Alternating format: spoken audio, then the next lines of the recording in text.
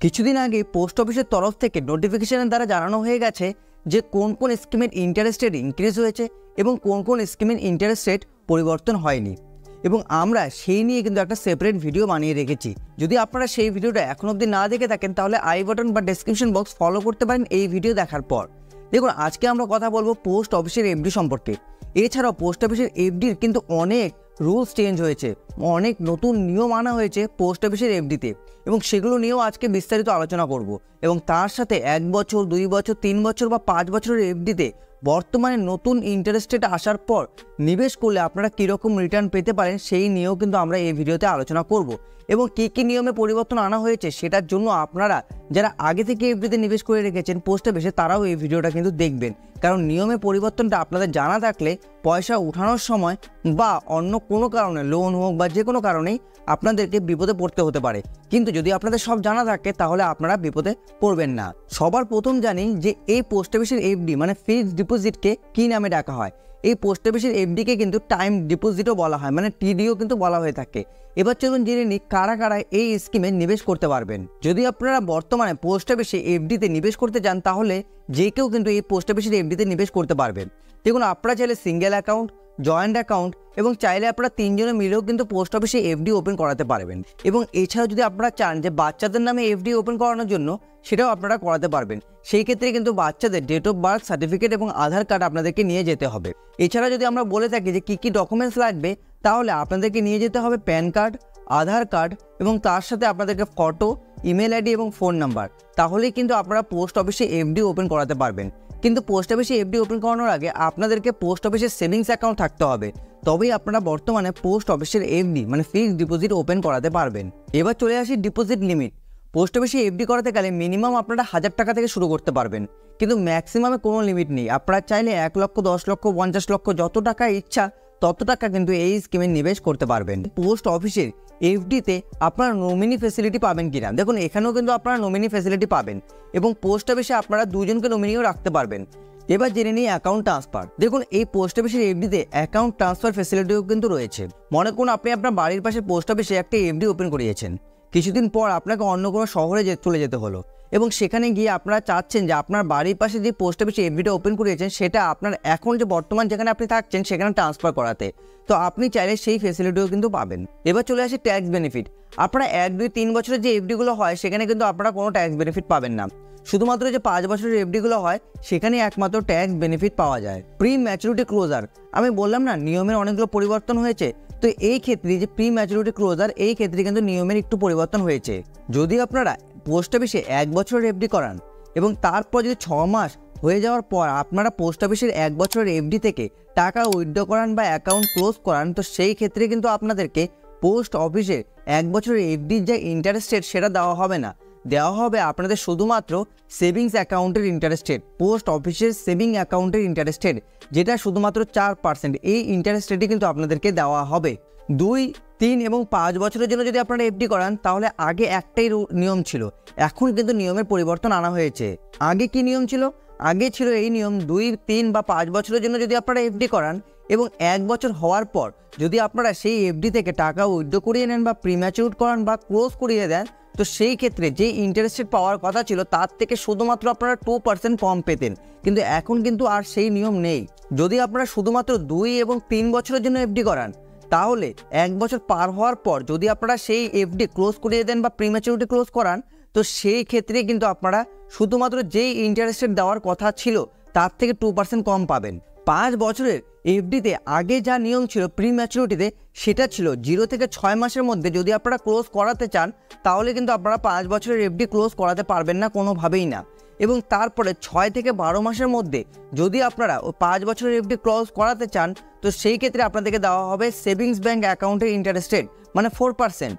এবং যদি 1 বছর পরে আপনারা এফডি ক্লোজ করাতে চান, যেটা 2 এবং 3 বছরের নিয়মে ছিল, সেরকমভাবে যদি করাতে চান তাহলে আপনাদের যে ইন্টারেস্ট রেট দেওয়ার কথা ছিল তার থেকে 2% আপনারা কম পাবেন। তাহলে নতুন রুলসগুলো কী কী রয়েছে চলুন সেটাও জেনে নিই। যদি আপনারা বর্তমান সময়ে 5 বছরের এফডি করান এবং 5 বছরের এফডি করানোর পর আপনারা চাইলেও 1 থেকে 4 বছরের মধ্যে এফডি ক্লোজ করাতে পারবেন না, কোনোভাবেই না।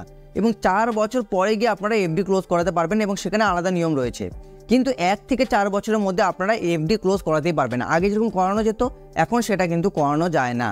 এবং 4 বছর পর যদি আপনারা এফডি ক্লোজ করাতে চান তাহলে কিন্তু আপনারা পাবেন শুধুমাত্র সেভিংস অ্যাকাউন্টের ইন্টারেস্ট রেট। আবারও বলে দিচ্ছি 4% কিন্তু বর্তমান সময়ে দেওয়া হচ্ছে সেভিংস অ্যাকাউন্টের ইন্টারেস্ট রেট।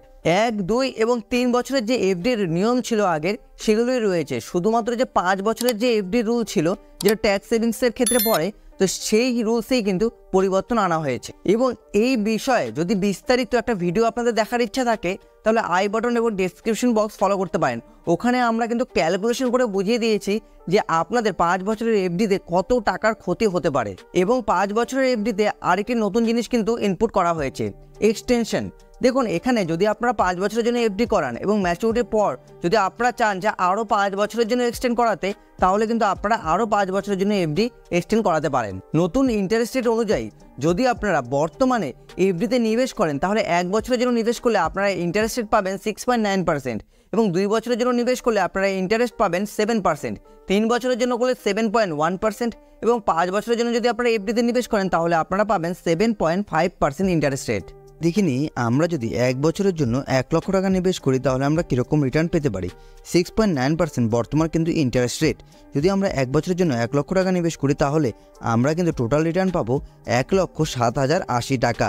এবার যদি আমরা এই 1 লক্ষর জায়গায় 2 লক্ষ টাকা নিবেশ করি 1 বছরের জন্য তাহলে আমরা কীরকম রিটার্ন পাবো। যদি আমরা 2 লক্ষ টাকা রিটার্ন করি 1 বছরের জন্য তাহলে আমরা রিটার্ন পাবো 2,14,161 টাকা। 14,161 টাকা এখানে কিন্তু ইন্টারেস্ট। যদি আমরা 5 লক্ষ টাকা নিবেশ করি 1 বছরের জন্য তাহলে আমরা কীরকম রিটার্ন পাবো। যদি আমরা 5 লক্ষ টাকা নিবেশ করি 1 বছরের জন্য তাহলে আমরা রিটার্ন পাবো 35,402 টাকা। মানে এখানে আমাদের ইন্টারেস্ট হলো 35,402 টাকা। তাহলে ম্যাচুরিটিতে আমরা রিটার্ন পাবো 5,35,402 টাকা। যদি আমরা এই ক্ষেত্রে 5-এর বদলে 10 লক্ষ টাকা করি তাহলে আমরা কীরকম রিটার্ন পাবো। 1 বছরের এফডি করলে তাহলে আমরা রিটার্ন পাবো কিন্তু 10-এর বদলে 70,805 টাকা। মানে 10 লক্ষর বদলে আমরা ইন্টারেস্ট পাচ্ছি 6.9% হিসেবে 70,805 টাকা। মানে 1 বছর পরে আমরা ম্যাচুরিটিতে রিটার্ন পাবো 10,70,805 টাকা। চলুন এবার আমরা দেখিনি 1 লক্ষ টাকা 2 বছরের জন্য নিবেশ করলে আমরা কীরকম রিটার্ন পাবো। 2 বছরের যে এফডির ইন্টারেস্ট রেট পোস্ট অফিসে সেটা হলো 7%। তাহলে যদি আমরা 1 লক্ষ টাকা নিবেশ করি তাহলে আমরা কিন্তু পাবো 7,185 টাকা। এটা কিন্তু ইয়ারলি, তাহলে 2 বছরটা যোগ হবে, তাহলে আমরা টোটাল ইন্টারেস্ট পাবো 14,371 টাকা। তাহলে 1,14,371 টাকা আমরা 2 বছর পরে রিটার্ন পাবো।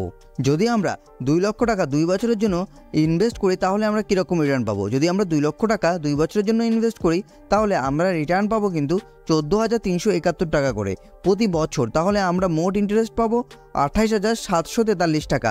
তাহলে ম্যাচুরিটি যখন 2 বছর পর হবে তখন আমরা রিটার্ন পাবো কিন্তু 2,28,743 টাকা। এবার চলুন দেখিনি 5 লক্ষ টাকা 2 বছরের জন্য রিটার্ন করলে আমরা কীরকম রিটার্ন পাবো। 5 লক্ষ টাকা 2 বছরের জন্য এফডি করলে তাহলে আমরা রিটার্ন পাবো 71,859, মানে 71,859 টাকা। এটা 2 বছরের, প্রতি বছর করে কত টাকা পাবো 35,929 টাকা।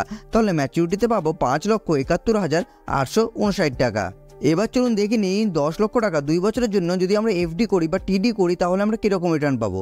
তাহলে আমরা রিটার্ন পাবো কিন্তু 71,859 টাকা এবং টোটাল যে রিটার্নটা পাবো সেটা হলো 1,43,718 টাকা।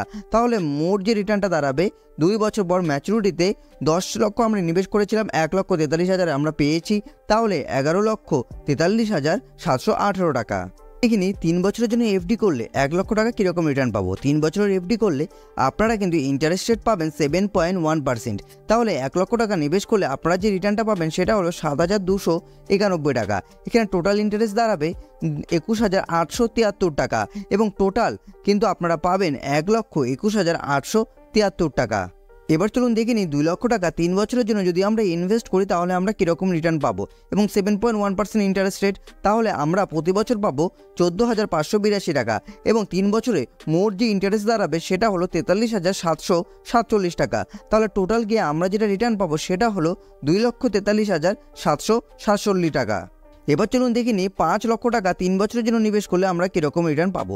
যদি আমরা 5 লক্ষ টাকা নিবেশ করি তাহলে আমরা প্রতি বছর যে রিটার্নটা পাবো সেটা হলো 36,456 টাকা এবং টোটাল ইন্টারেস্ট দাঁড়াবে 1,09,369 টাকা। তাহলে টোটালে গিয়ে আমরা যে রিটার্নটা পাবো সেটা হলো 6,09,369 টাকা। যদি আমরা 5-এর বদলে 10 লক্ষ টাকা নিবেশ করি, এবং আমি এখানে বলে দিতে চাই আপনারা কিন্তু ডেসক্রিপশন বক্সে ক্যালকুলেটরের লিঙ্ক পেয়ে যাবেন, চাইলে আপনারা সেখান থেকে গিয়েও নিজেরাও কিন্তু ক্যালকুলেশন করতে পারবেন। 15 লাখ হোক, 5 লাখ হোক, 7 লাখ হোক, যত ইচ্ছা অ্যামাউন্ট আপনারা বসিয়ে যদি আমরা 10 লক্ষ টাকা 3 বছরের জন্য নিবেশ করি, তাহলে আমরা রিটার্ন পাবো কিন্তু প্রতি বছর 72,912 টাকা করে। তাহলে আমাদের টোটাল ইন্টারেস্ট দাঁড়াবে 3 বছরে 2,18,738 টাকা। তাহলে আমরা রিটার্নের সময় পাবো কিন্তু 10 লক্ষ নিবেশ করেছিলাম, 2,18,000 টাকা পাচ্ছি, তাহলে হয়ে যাচ্ছে 12,18,738 টাকা। যেটা পোস্ট অফিসের সব থেকে জনপ্রিয় স্কিম বা জনপ্রিয় স্কিমের মধ্যে পড়ে, সেটা হলো 5 বছরের এফডি মানে ফিক্সড ডিপোজিট, যেখানে কিন্তু সবার জন্য একই ইন্টারেস্টের 7.5%, সেটা আপনি জেনারেল হন বা সিনিয়র সিটিজেন হন। তাহলে যদি আপনারা 5 বছরের এফডির জন্য নিবেশ করেন পোস্ট অফিসে 1 লক্ষ টাকা, তাহলে আপনারা রিটার্ন যেটা পাবেন সেটা হলো 7,713 টাকা করে প্রতি বছর।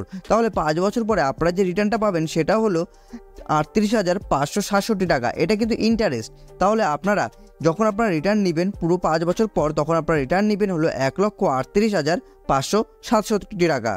এবার যদি আমরা দেখি 5 বছরের জন্য এফডি এবং 2 লক্ষ টাকা নিবেশ করি, তাহলে আমরা কীরকম রিটার্ন পাবো।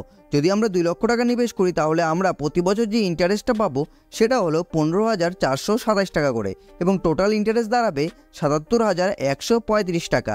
তাহলে টোটালে গিয়ে আমরা যে রিটার্নটা পাবো সেটা হলো 2,77,135 টাকা। এখানে দেখুন আরও কিছু হিসাব দেওয়া রয়েছে এমআইএস এনএসসি। যখন আমরা পুরো ক্যালকুলেশন করে আপনাদেরকে বোঝাবো যে কোন স্কিমে বেস্ট হবে, সেই ভিডিওটার জন্য আপনারা কিন্তু আমাদের চ্যানেলের সঙ্গে জুড়ে থাকতে পারেন, এবং খুব তাড়াতাড়ি কিন্তু সেই ভিডিওটা আমরা নিয়ে আসবো। এবার চলুন দেখে নিই 5 লক্ষ টাকা 5 বছরের জন্য নিবেশ করলে আমরা কীরকম রিটার্ন পাবো। যদি আমরা 5 লক্ষ টাকা নিবেশ করি 5 বছরের জন্য, তাহলে 7.5% হিসেব অনুযায়ী 38,567 টাকা করে প্রতি বছর পাবো, এবং তাহলে টোটাল ইন্টারেস্ট দাঁড়াবে আমাদের 1,92,839 টাকা। তাহলে টোটাল যখন 5 বছর পর ম্যাচুরিটি হবে, আমরা পুরোপুরি হাতে পাবো 6,92,839 টাকা। এবার আসি, যদি আমরা 5 বছরের জন্য নিবেশ করি 10 লক্ষ টাকা, তাহলে আমরা কীরকম রিটার্ন পাবো। যদি আমরা 5 বছরের জন্য 10 লক্ষ টাকা নিবেশ করি, তাহলে আমরা যে রিটার্নটা পাবো সেটা হলো প্রতি বছর 77,135 টাকা করে। তাহলে 5 বছরের টোটাল ইন্টারেস্ট দাঁড়াবে 3,85,678 টাকা।